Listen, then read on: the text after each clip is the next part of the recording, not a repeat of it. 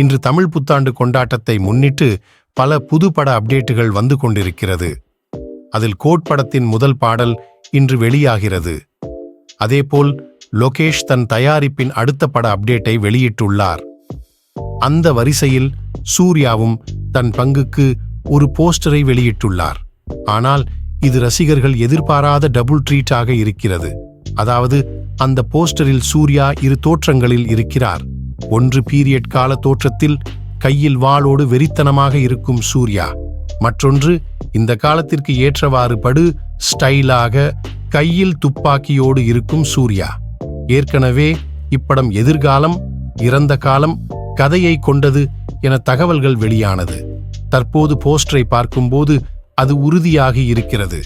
அந்த வகையில் பல கோடி கொட்டி எடுக்கப்பட்ட இப்படம் இந்த வருடம் திரைக்கு வரும் என்ற அறிவிப்பையும் படக்குழு வெளியிட்டுள்ளது.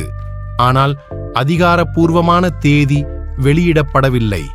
இருப்பினும் இந்த போஸ்டரே எங்களுக்கு மிகப்பெரிய கிஃப்ட் என சூர்யா ரசிகர்கள் கொண்டாடி வருகின்றனர்.